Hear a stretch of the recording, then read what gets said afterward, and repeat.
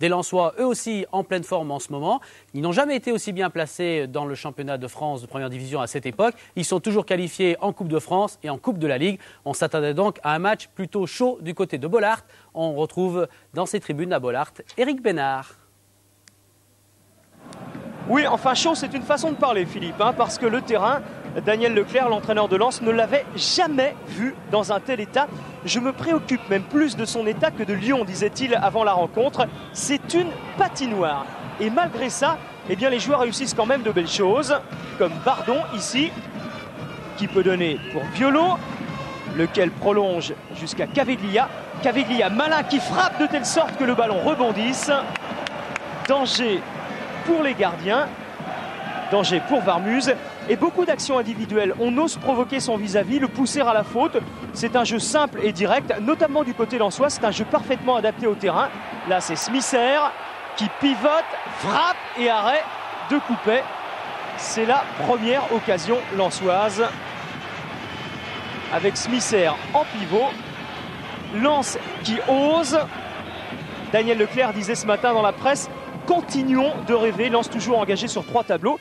La Coupe de France, la Coupe de la Ligue et le Championnat de France, bien sûr. Lens qu'on retrouve en possession du ballon ici avec Sikora. Smisser, le centre de Smisser et c'est Drobniak qui jaillit pour marquer le premier but de cette rencontre. Son 9e en championnat et surtout son 3e consécutif en 3 matchs. Drobniak, buteur complètement retrouvé et Drobniak quand même sacrément esselé au milieu de la défense lyonnaise. Et là, l'état du terrain n'y est pour rien.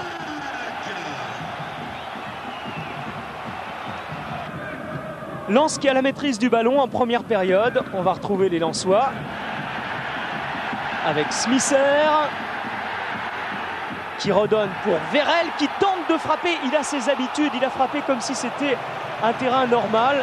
Ce n'est pas un terrain normal. Il a été obligé de s'y reprendre à 2 fois et ça n'a pas fonctionné. Smisser, encore une fois, qui déborde toute la défense lyonnaise avant de centrer, dégagement de Bank et reprise de Michael Debev qui fait le break 2-0.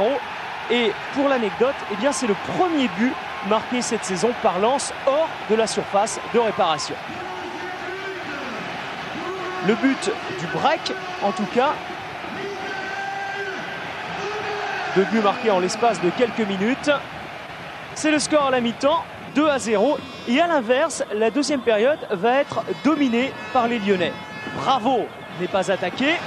Veut jouer en 1-2 avec Caveglia qui a du mal à lui remettre, mais le ballon revient sur Bardon qui frappe instantanément et Varmuz qui fait opposition plutôt que d'aller à la faute. Bardon, c'était une vraie reprise de buteur et Varmuz n'a pas fait de faute, il a fait opposition simplement. Lyon, encore une fois, avec Bravo, toujours.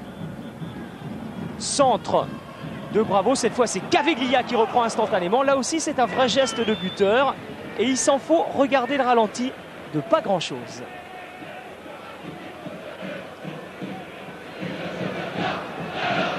Varmuz furieux envers sa défense parce que Drobniak était isolé tout à l'heure. Là, c'est Caveglia un petit peu plus loin, bien sûr, qui n'était pas marqué. Et Lyon qui repart avec Coquard pour la tête de Fouret qui va toucher le poteau. Fouret entré en jeu en seconde période à la place de Cédric Bardon et qui porte danger à son tour dans la défense lensoise. La tête de Fouret, le poteau, mais Lyon qui pousse et qui ne marque pas. Bernard Lacombe est inquiet, bien évidemment, parce que le chronomètre défile. Là, on joue même les arrêts de jeu. Un raté de la ville. Vérel en profite, va fixer toute la défense lyonnaise avant de donner en retrait pour Brunel, lui aussi entré en cours de jeu. 3-0 pour l'équipe de Lens, qui avait certes gagné ses 5 derniers matchs, mais qui avait gagné difficilement de façon étriquée ces derniers matchs. Là, Vérel donne un caviar à Brunel. 3-0, victoire indiscutable, même si le président Aulas du côté de Lyon est quand même tout colère vu l'état du terrain. On laisse jouer un match de cette importance sur une pelouse complètement gelée. Alors on parle de protéger les joueurs, là il n'y avait pas du tout de protection, mais surtout l'équipe a perdu sur des coups de dé. Et je ne peux pas en vouloir aux joueurs car c'était vraiment un match sur lequel n'importe quelle des deux équipes pouvait gagner à la moindre glissade. Et je crois que c'est très très maladroit d'avoir laissé jouer ce match.